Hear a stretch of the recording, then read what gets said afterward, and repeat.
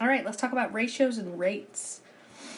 So the first thing that you want to do is you want to be able to do these things. This should be a review for you. So if you want to simplify a fraction, you can divide the top and the bottom by the same number. So I would divide by 8, and I get 2/3. Now, the other way to do this is on your calculator. You can type in 16 fraction 24 on your calculator and hit enter, and it also gives you 2/3. On the second part, 1 1/2 divided by 2 3/4. So to do this by hand, you have to turn them into improper fractions. So 1 1/2 is the same thing as 3/2 divided by 2 3/4 is the same thing as 11/4. With division, you keep the first one, change your sign to multiplication, and flip your second one. So I would reduce the 2 and the 4, and then I multiply straight across. The other way to do this on your calculator is type in 1 fraction 2, and again I'm using a TI-30 X2S calculator. So then I hit divided by 2 fraction 3 fraction 4, enter, and I get 6/11, same thing that we got by hand. Okay, give you a second to take some notes on this. You might want to hit pause.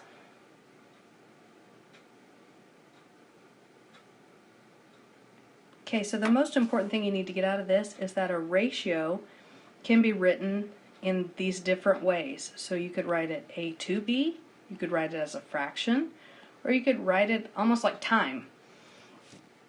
Really, the way that we're going to do this mostly in this class is we're going to do this as a fraction. And that way, in your head, you see that it always needs to be reduced.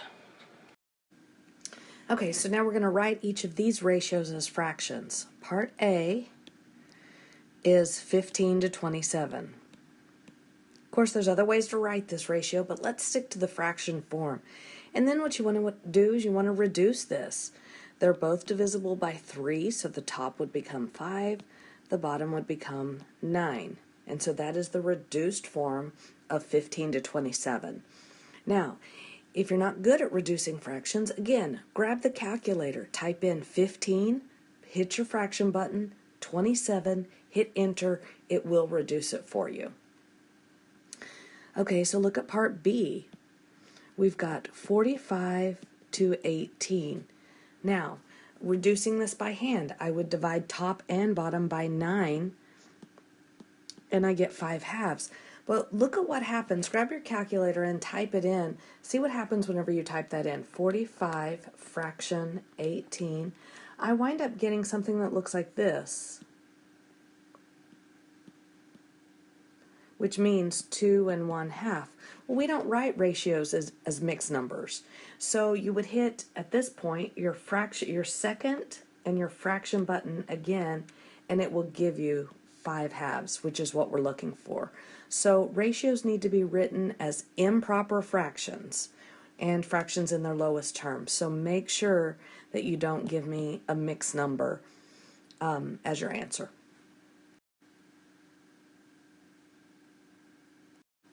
Okay, so with this one, there's actually several ways to do this problem. So in part A, we would do 4.8 over 11.2. Now, it's not proper form to have a decimal within a fraction. So what you want to do is you want to divide. Here's what I'm going to do. I'm going to type in 4.8 on my calculator. I'm going to hit the divide button, 11.2. If I tried to hit my fraction button instead of the divide button, the calculator would give me a syntax error. So I'm going to hit the divide instead, and I get this big long decimal. I'm not going to write all the numbers, but whenever I get this, I get 0.428, and it goes on. Okay, I'm not going to write it all down. But I don't want that as a decimal, so I'm going to hit my second and the PRB button, which just above that is the F to D, which is fractions to decimals. And I'm going to turn that into a fraction, and I get 3/7. Another way to do this problem, see how you have 1 decimal point on the top and you have 1 decimal point on the bottom? Well, if you multiply the top and the bottom by 10, then it turns into this. Now you could actually hit 48 fraction 112, and it will give you 3/7. So there's 2 different ways that you can do this problem. You pick your favorite. I'm not going to tell you which one is the best. Okay, on part B, we've got 2.7 over 0.54. Now if I do it the top way, like we did it last time, I would do 2.7 divided by 0.54, and I get 5. So whenever you get a number like 5, I still want this written as a fraction, but I want it as an improper fraction. So I would write this as 5/1.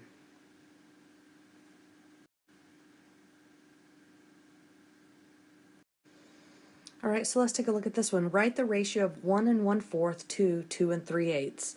So 1 1/4 to 2 3/8. Now remember, this is a division problem. 1 1/4 divided by 2 3/8. So I would grab my calculator, I would hit 1 fraction 4, then I would hit divided by 2 fraction 3 fraction 8, and I'd hit enter. And it gives me an answer of 10/19. Now, here's how this problem is done by hand. The first thing you have to do is write it, I say, horizontally. So 1 1/4 divided by 2 3/8. Now you have to turn them into improper fractions. So 1 1/4, 4 times 1 is 4, 4 plus 1 is 5. Don't change your denominator. 8 times 2 is 16, 16 plus 3 is 19. And now with fractions, you have to keep the first one, change your sign to multiplication, and flip your second one. So I can reduce now. I can reduce the 4 with the 8, and that's about all I can do here. So I'm going to multiply straight across. 5 times 2 is 10. 1 times 19 is 19. So we get the same answer. Calculator way is better, huh?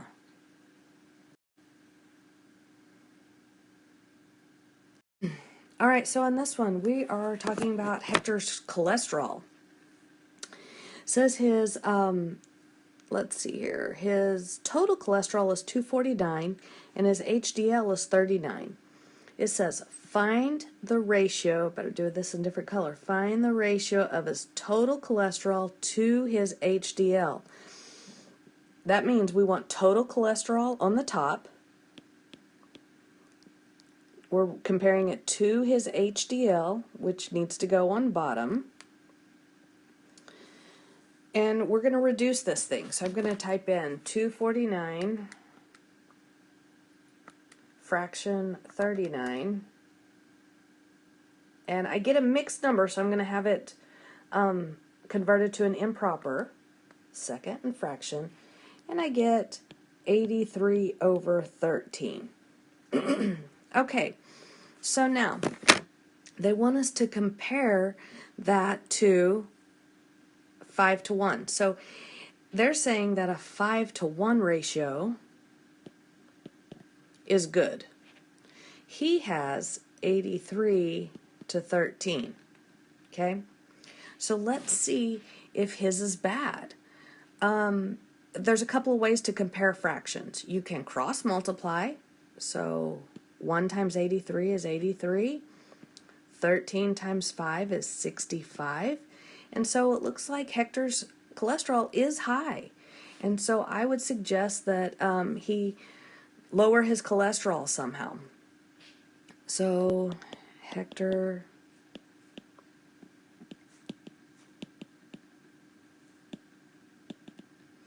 he needs to lower his total cholesterol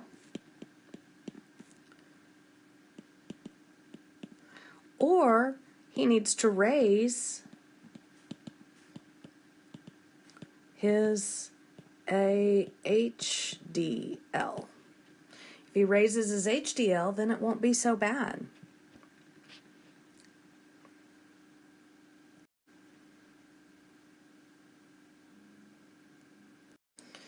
Okay, so it says the Americans with Disabilities Act guidelines for wheelchair ramps require a maximum vertical rise of 1 inch for every 1 foot of horizontal run. What is the ratio of the rise to the run? Well, right now we have 1 inch to 1 foot. So it looks like it's a 1-to-1 ratio, although it's really not, because we're comparing inches to feet. And so what you need to do is you need to convert. You either need to convert those feet into inches or those inches into feet. And it's going to actually be easier to convert this right here. So 1 inch to, and there's 12 inches in a foot, to 12 inches. So it's actually a 1 to 12 ratio.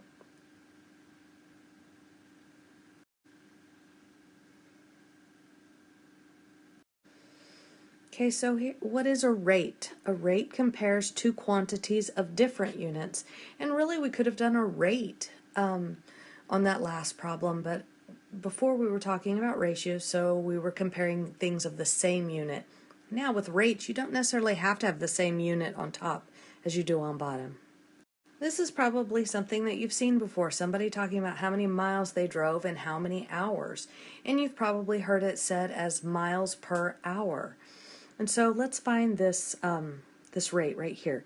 So Bob drove 525 miles in 9 hours. All right, Bob, so let's see how many miles per hour you drove. So on my calculator, I'm typing in 525 divided by 9, and I get a long decimal, which looks something like this. And that 3 repeats, so 58.33333. So you could say that Bob drove 58 approximately, so I'm going to turn that into an approximate, 58 miles per hour. If you really wanted to reduce the fraction itself, so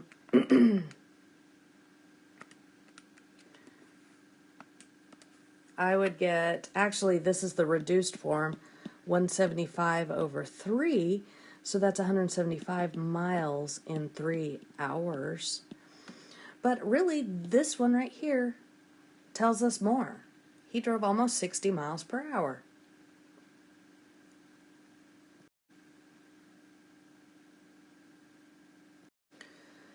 Okay, so a unit rate is a rate with a denominator of 1.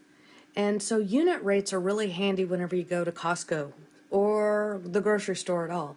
You're looking at your rate for one item, and that way you can compare something of a similar type. So like cereal. You know how cereal boxes come in different sizes. Well, sometimes it helps to know how much they're charging you per ounce to know which one is the better deal. Okay, so here are some examples of unit rates. 68 miles in 1 hour, 36 miles to 1 gallon.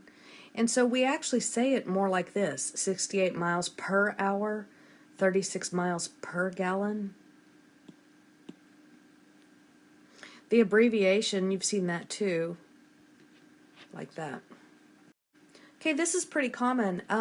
Anita was paid $384 last week for working 32 hours. What is Anita's hourly pay rate? Well, then that means I need to take her total pay divided by the total number of hours. And in this case, it would be appropriate to end up with a decimal. And the reason why is because we're dealing with money, and money has 2 decimal places, possibly, or none. So I'm going to take my calculator and I'm going to type in 384 divided by 32, and I get an answer of 12. And what does that mean? That means she makes $12 in 1 hour.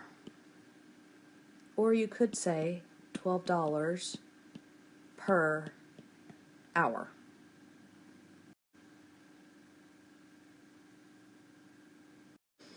Okay, so Sven drives his car 455 miles using 14 gallons of gas. How many miles per gallon does his car get? Miles. Notice how it tells you in the question what to put on top. Miles per gallon. So you want your miles on top. Per means divide. Gallons on bottom. So my calculator, 455 divided by 14 is 32.5 miles per gallon.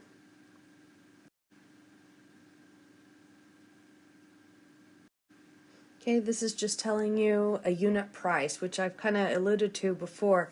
So now this is where it's going to really come in handy at the grocery store.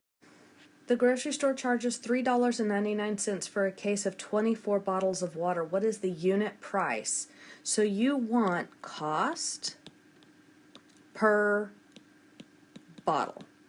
And you'd put it in the calculator just like that. What was the cost? The cost was $3.99. What was the number of bottles? 24. So now my calculator, 3.99 divided by 24 gives me this big long decimal, 0.16625. But remember, our money system only has 2 decimal places, so that means I need to round appropriately. So I want 2 decimal places. I have to look at the third. Because that number is 5 or greater, I want to round this number up. So my answer would be per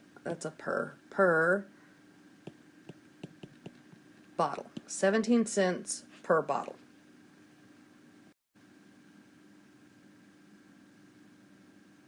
Okay, so right here, they just want us to translate, and don't make this harder than it is. Per means divide, remember? So 427 per H, hours. That's it. That's all you have to write on part A. Part B, X students 2. 2 is also the same as per. 3 teachers. So X 2 3. That's all you have to write on that one. Y dollars for 18 hours. Y over 18. That's it.